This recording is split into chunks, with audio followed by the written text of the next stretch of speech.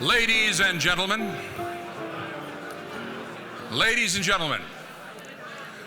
will the Sergeant at Arms please clear the aisles? Ladies and gentlemen, Republicans all, it is my great pleasure to welcome you to the 2020 coronavirus-free Lincoln Day dinner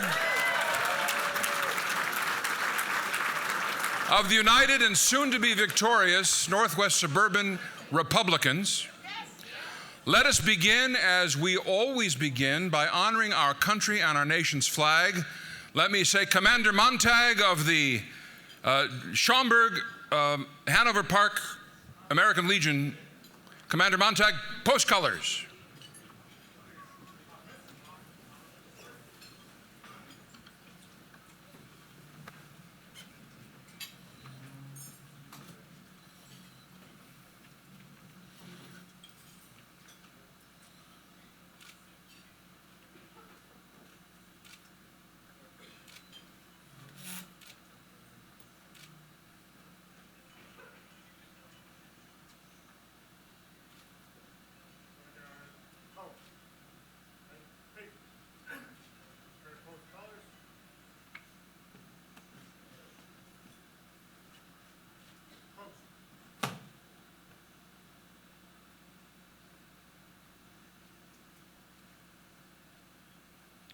And while we're standing, will you join with me, please, in the Pledge of Allegiance to our flag?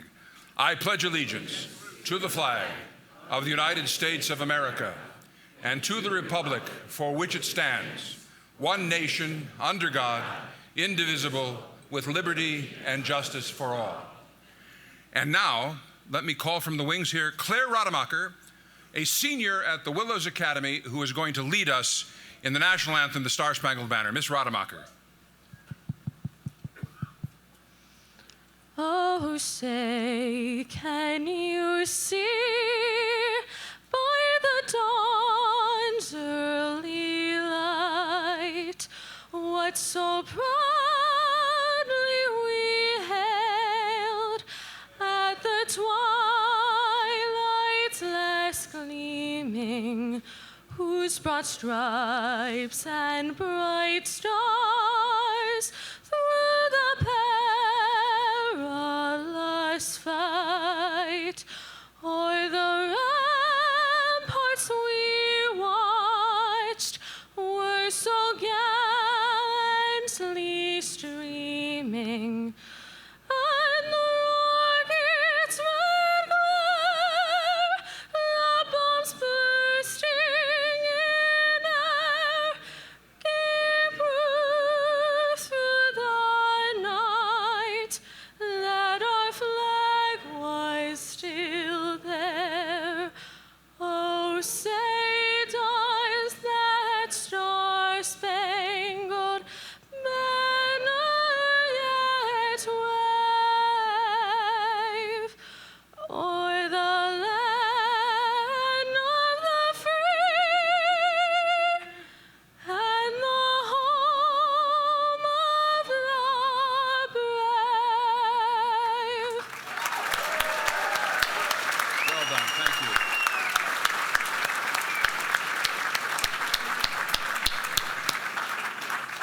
Commander Montag, retire the color guard, please. Ladies and gentlemen, be seated. What a beautiful voice Claire Rademacher has. Her mother, Chris, is here with us tonight, and I'm sure she's as proud of Claire as all the rest of us are. Let's give Claire another round of applause, please.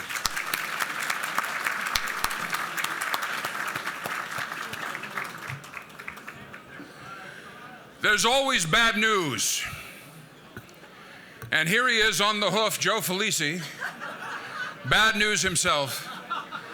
Let me call on Joe Felici, please, for a brief announcement.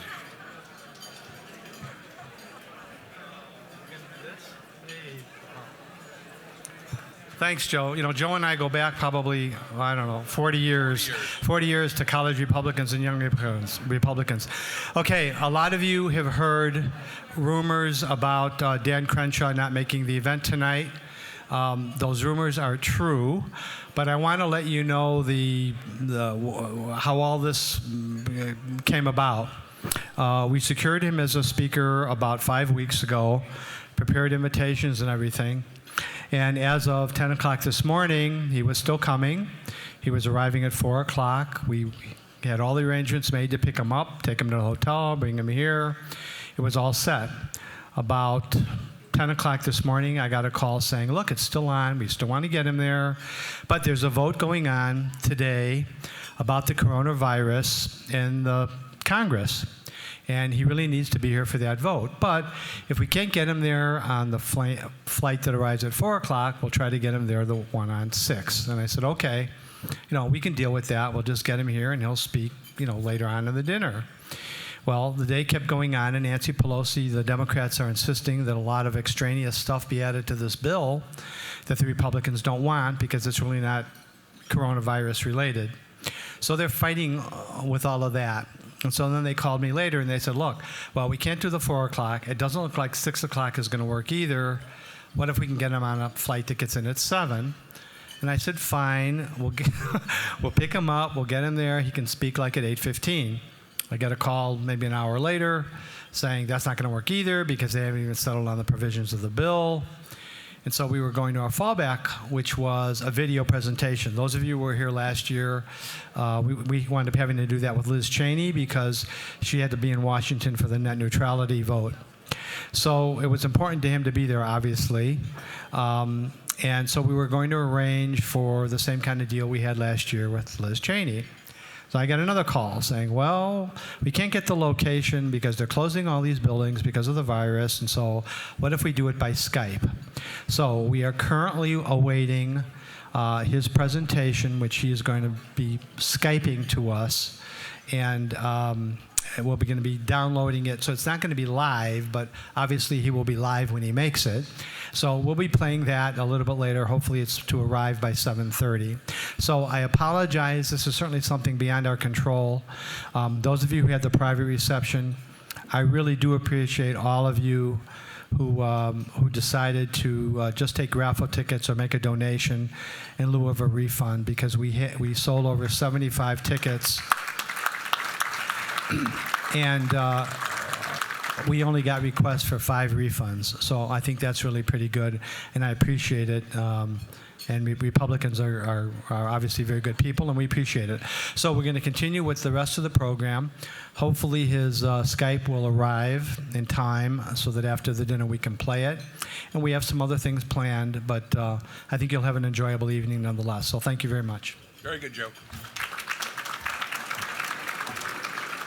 Well, look, we're Republicans. Fake news to the contrary. We are nimble and creative and able to go with the flow, are we not? We know we're going to hear from Congressman Crenshaw one way or the other, so we'll get it done.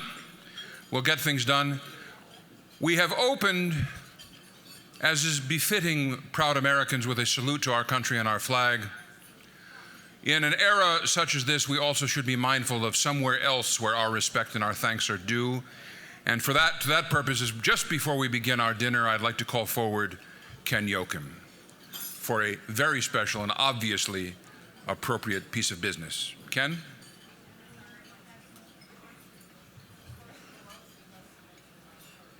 Thank you, Joe. For our invocation this evening, we're going to do something that's quite different. All over the world tonight, as we've enjoyed cocktails and appetizers and a wonderful dinner of political chicken and enjoyment and friendship, there are men and women in uniform protecting us. And those men and women deserve our admiration and our consideration and our salute. So we'd ask you this evening, as we go through our invocation, to direct your prayers and thoughts to those men and women protecting us this evening, this moment. As an invocation and in a consideration of our speaker, we're going to use the famous Navy hymn, the hymn that the Navy uses every time they have a session. And I realize we have lots of Army people here, but I know you're adaptable, and it is, after all, the same God, I think. So we would ask you during this invocation, turn your hearts and thoughts and your attention to the screen. Thank you.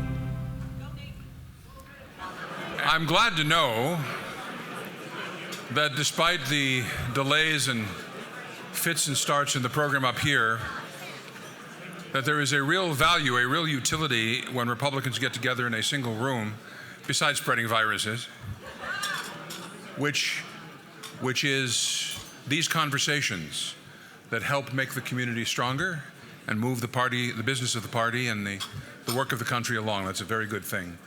I hope, by the way, everyone picked up one of the hand sanitizers that were being given away. You never know when you're going to shake the hand of a Democrat. And you never know in what Ukrainian pocket that Democrat's hand will have been. Now, a dinner like this is made up of a lot of moving parts. One of them apparently is not the speaker. I will believe it one year I'll come and there will be a speaker moving around in the room. But I have some good news. We will have Dan Crenshaw with us live by at least an audio hookup. I think the audio hookup is guaranteed. So you may have to look at my mug, but you'll be hearing Dan Crenshaw's words. And that's just a few minutes away. So be patient with us, but while we're gonna flip to the end of the program, so we will actually end the program when we hear from Congressman Crenshaw. So while we are waiting for the last nuts and bolts to be attached to the video, the audio hookup, I'm gonna call Joe Felici back here to discuss some of the closing business of the Republican communities of the Northwest suburbs. Joe?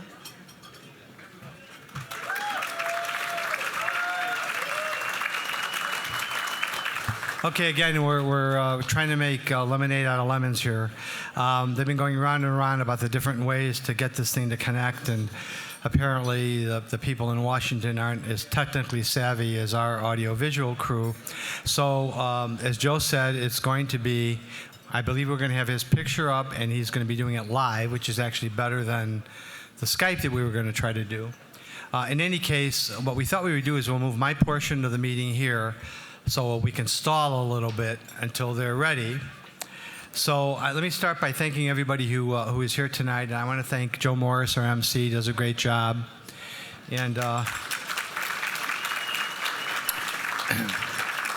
and hopefully we'll be very happy with Congressman Crenshaw when he's finished with his remarks. I hope you're enjoying our dinner in spite of the minor glitzes that we have. This is our 13th dinner, and it continues to be very popular and has gained popularity over the years. We have over 500 people here tonight. I wanted to point out that in the 13 years we've done the dinner, we've raised over $1.3 million.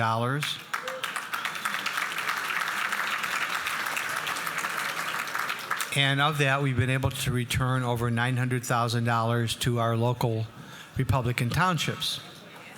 We had some guy in our office the other day, and we have a pretty nice office, and he said, "Oh, does the Republican Party, does the Republican National Committee pay for your office?" So those of you who are involved in local politics know that doesn't happen. We don't get a dime from them. As a matter of fact, stop at the Trump store on your way out. All those Trump materials we actually had to buy because the Trump campaign doesn't give them out. So help support us also by buying a sign or one of the hats or buttons, whatever. We appreciate it. Anyway, the funds that we get help us run our campaigns, keep our offices open year-round. And, we have a primary, we'll have a general election in November. So we appreciate your support, especially over the last 13 years. Now, I normally don't address specific issues in my presentation in every year at this annual event, but I wanted to call attention to a proposal, the graduated income tax proposal that's going to be on the ballot next November, if I could have everybody's attention. We'll be working diligently to defeat this job-killing and money-grabbing proposal by the Democrats. Matt Bessler, from the Illinois Opportunity Project is here at a table. They bought a platinum table, and you can see him, or they have a booth in the back if you want to learn more about that. But this is a proposal we definitely have to defeat. Now, this is a part of the program where I get to thank people, and I'm making this briefer this year. I've cut it way back. But I want to thank everybody who purchased ads in our program book. Last year was our third best program book. This year we exceeded sales from last year, but we've added a year, so it's still, this year is our third best program book. So I want to thank you for doing that and for purchasing tickets to the dinner. We have over 500. And lastly, our raffle, those of you who support us with a raffle. With regard to the ad book or program book, I would appreciate if you would take it with you and try to patronize the advertisers that are in there. You know, when you go to the cleaners that's in there, or the law firm that's in there, or the bank, if you'd mention you saw it in the Republican program book, that would be helpful. It makes us easier to sell ads the next year, right? Now, the dinner wouldn't be a success without the members of our committee, and in the executive committee in particular. I'm fortunate to have 4 other people on the executive committee with me. Kathy Penner is our dinner co-chairman. She's a committeeman in Wheeling Township, sitting up here.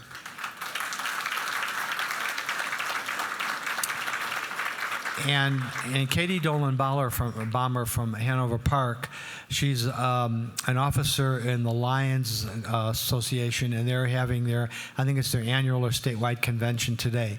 So she's performing her officer duties there, but she's going to try to be here. She'll probably be here pretty close to the time we close. But Katie does a tremendous job. She puts the ad book together along with our other member, Bob Vintage, who is an elected official and our program coordinator. And then lastly, Ken Jokum is also an elected official, and he's our candidate liaison from Wheeling Township, and he's helped a lot with the raffle and sales to elected candidates, and Ken is up here as well. So thank you all for your hard work. Additionally, I'd like to thank our local Republican Township committeemen. Since time is short, I'm not going to name names like we have before because it just drags things out. But I would ask each of the Republican Township Committee who are hosts in the township, hosts in this organization, to please stand up. There's 10 of them. If you want to stand up.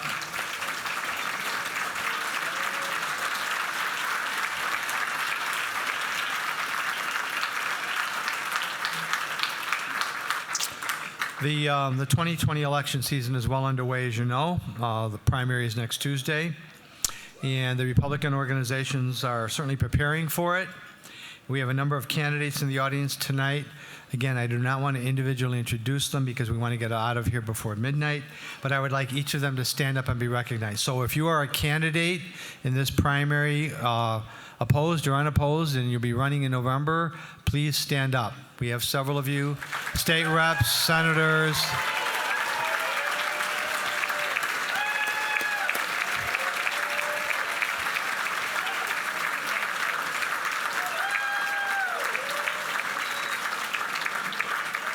Now, many of them have literature at the literature table in the back, so please stop by afterwards. Lastly, we have a number of current elected officials in the audience. And again, I don't want to take the time to introduce each of them, but if you are a current elected state, county, township, or local elected official, that means township officials, mayors, trustees, school board members, whatever, would you also please stand up and be recognized?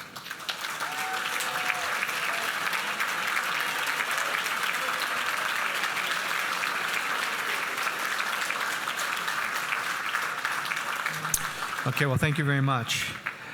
The program would normally be concluding about now, but of course we're going to have the congressman speak, and let me see what the time is. He is supposed to be in about 4 more minutes. So, excuse me, I dropped the my card here. We have a presentation for him, but I think I'll try to do when he's on the phone. But I think maybe we'll do our drawing right now. The drawing is $2,000, $500, and $250. Kathy Penner, you want to come up and help me with the drawing?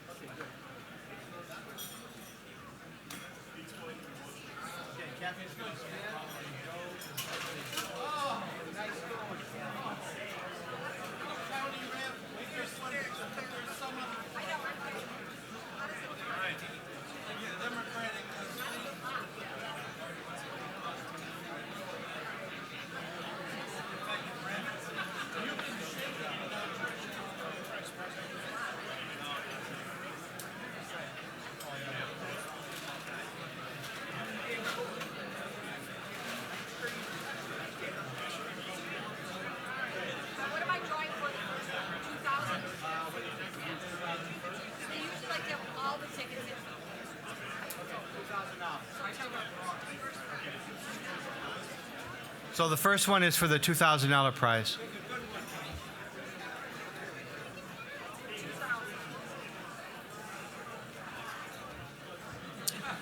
Larry Weniger from Schaumburg Township.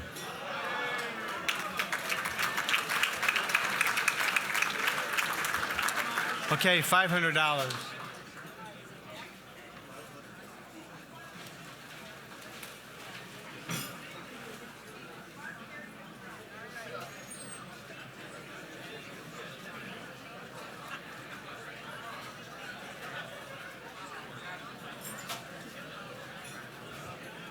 I guess Mr. and Mrs. Hart from Barrington Township.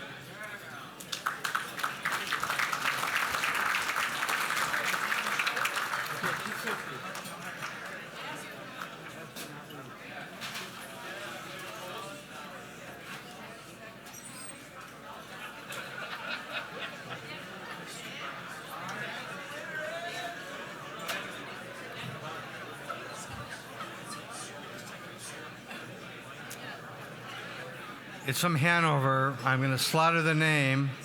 Tom Smogolski? Smogolski. Okay, Tom Smogolski from Hanover, $250.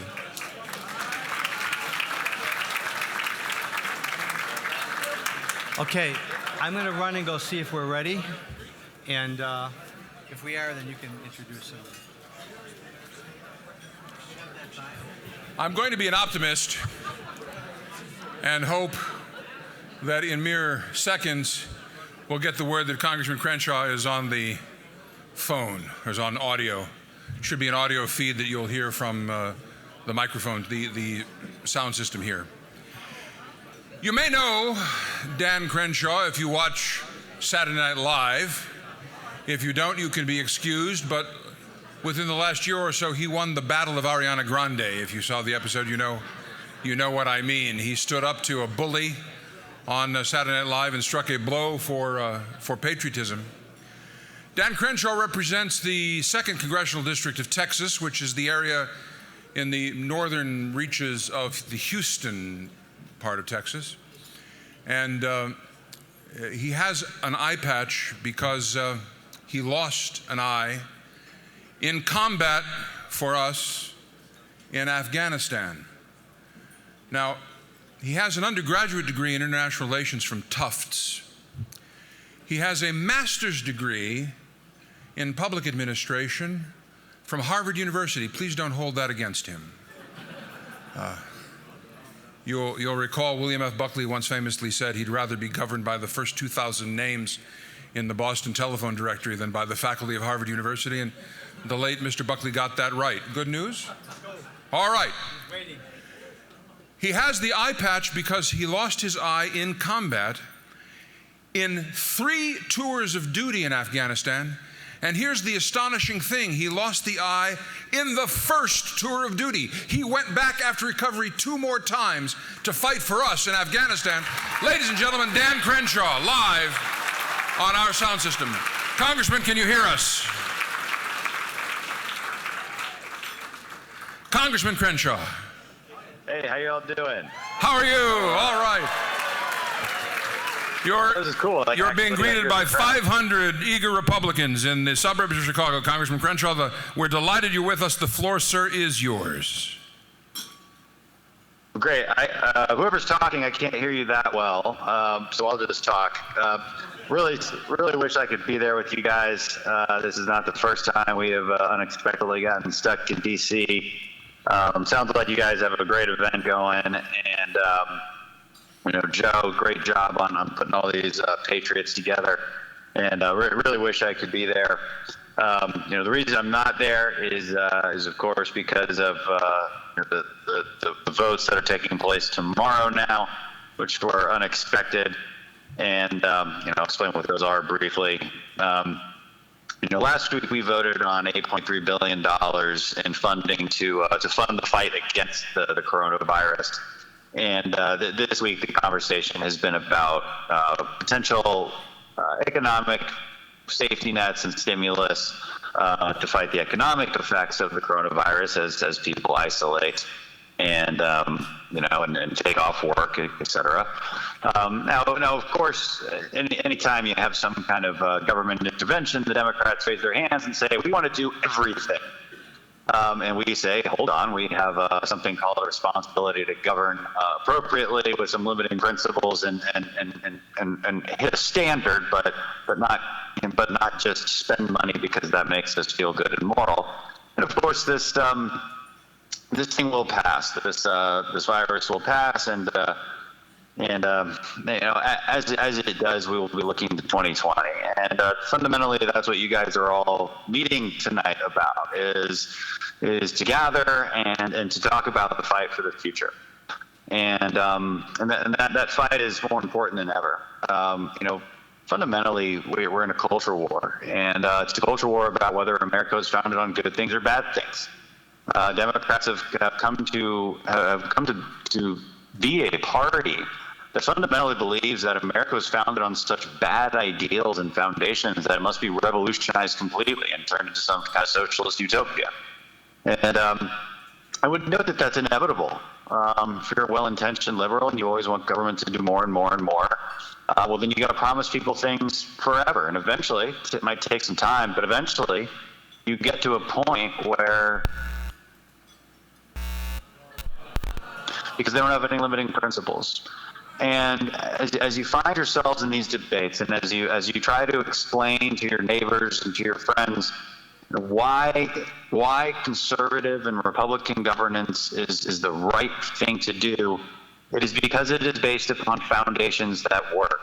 The political foundations of a republic, checks and balances, states' rights, things that allow us all to live together free and prevent a majority from telling the other 49% how to live their lives. That's why we're Republicans, and they're Democrats. They want a pure democracy. They want to abolish the Electoral College. They think the Senate apportionment should be based on population instead of 2 senators. They don't like states' rights. Like they want to pack the Supreme Court. These are the markers of political dictators.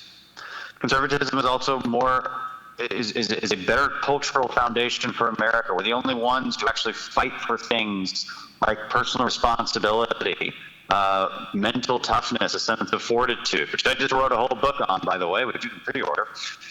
We're the only ones who fight for ordered liberty and moral absolutism, okay? Based in principles derived from God. We're the only ones who fight for a sense of duty to our country and nationality. These are really important cultural foundations that actually create a sustainable society. The Democrats, and especially successful liberals, live by these principles themselves, but they won't defend them and they'll actually attack them. Conservatism is also superior on the economic front. You have to remember that. We are the ones who fight for free market capitalism, the system of economics that has created more prosperity and wealth and happiness than any system in the history of mankind. And we should be grateful for these things. We are the ones who fight for the right foundations. We're the ones with actual principles by which we can govern. We're the ones who stand for responsible governance. The left, sometimes the things they point out are things we should listen to. But ultimately they are activists, and you can't put activists in charge of governing a country. That's what you have to remember, and then get into the policies and convince them that we are the right party for 2020. And that's why you got to elect folks like Esther Joy King. Please give her some money, because I want her to beat the head of the DCCC, Cheri Bustos. Cheri Bustos targeted me, so I decided to target her. Help my friend Jeannie Ives. She's doing a great job. She's going to beat Sean Casten. And boy, it is well deserved. He is an insulting, mean-spirited member of Congress. And by all means, beat him. And we need your help. We've got to put our money where our mouth is. Support the party. Support these great candidates in Illinois. And let's win in 2020. We're going to do it. Thank you all so much. Great job tonight. And really, really wish I could be there with you. Stay with us, Congressman. Stay with us, please. Joe Felici is going to be on the phone with you in just a moment. While Joe is behind the curtain, one hopes being heard by the congressman, thanking him for being with us tonight, even if it was this attenuated way, and letting him know about the presentation that is being made in the names of all of us to the congressman. Then Joe is about to come back out here and tell us what he said, and I'm going to let Joe close the meeting. As I walk off the stage, I simply want to say to you, please remember to vote next week for the strongest Republican you can vote for every office on the ballot. Never lose heart, never give in. The great state of Illinois is not to be written off the map. It is to be reformed, it is to be saved, it is to be returned to its Republican roots. We can start that action this November. I'm sure you will. There's a great start tonight by the work that's been done in this room tonight. And we heard in this message from Congressman Crenshaw, a real American hero, an American patriot, somebody who's put his life, not just his eyeball, but his life on the line over and over again for us. And I think it's important to remember all of those people who have served us have in fact served us. It's not them. It's not some nameless, faceless crowd. It is us. These people who make such sacrifices are doing it for us, the American people, and they deserve our gratitude. Joe, are you ready to close the meeting? Yes. Very good. On to Republican victories. Joe Felice. Joe will be back up for the closing God Bless America. A couple things I forgot because I was racing through my speech. I also wanted to thank our sponsors for the event because they're the ones who helped make the event quite profitable, especially our major sponsor, Dick Uihlein. He's a very good supporter and sponsor of us.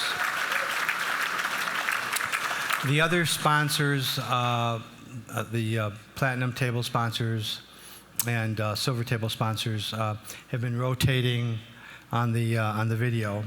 However, I apologize. I left one of the sponsors off, and that hasn't happened before, but it did happen this time. So I want to apologize for the omission of the sponsorship list. Jeannie, wherever you are, you were a sponsor, and I left you off the list, so I'm sorry about that. She purchased a silver sponsorship at Table, so we appreciate that. Lastly, I want to mention again, the Trump store is open in the back. Please buy some stuff on your way out. Again, we have to pay for all those materials, and we'd love for you to buy them so we can make $1 or $2 on each one. So take a look at them. The buttons are cool, bumper stickers, the signs are great. The big flags are really cheap, $30. Hang them in your office. So that's it. So I think now we're pretty much ready. You're expecting me to close this, are you? Yes, I'm expecting you to close it. I'm more than just a pretty face, ladies and gentlemen. Wait. Yes? Oh my God, I keep forgetting. He keeps forgetting. One thing after another. I told you it was bad news. It comes with my advanced age. When I went back behind the screen, I told the congressman that we had an award for him that, of course, he wasn't able to hear this, but I told him we would deliver it and that I'd be happy to get my committee, like I said last year, to pay my expenses to go to Washington to deliver it. But I don't think that's going to happen. But here is the award. It's a Spirit of Lincoln Award, presented by the Northwest Suburban Cook County Republican Lincoln Day Dinner, March 12, 2020, to Congressman Dan Crenshaw. Now here's where it becomes hard because the print is kind of small, and like I said, I'm kind of old. For his outstanding military service as a U.S. Navy SEAL and his continual involvement in protecting our country through his participation on the Homeland Security Committee. So I managed to read it with no problem. So anyway, this award will be going to him. So, thank you. All right, that's it. I'm done, really. Now, believe it or not, ladies and gentlemen, I'm being asked to sing, but I'm going to ask you to sing with me. On your feet, please. We're going to close tonight's meeting with God Bless America. Are you ready? God bless America, land that I love. Stand beside her and guide her through the night with the light from above. From the mountains to the prairies, to the oceans white with foam, God God bless America, my home, sweet home. God bless America, my home, sweet home. Thank you all. Good night.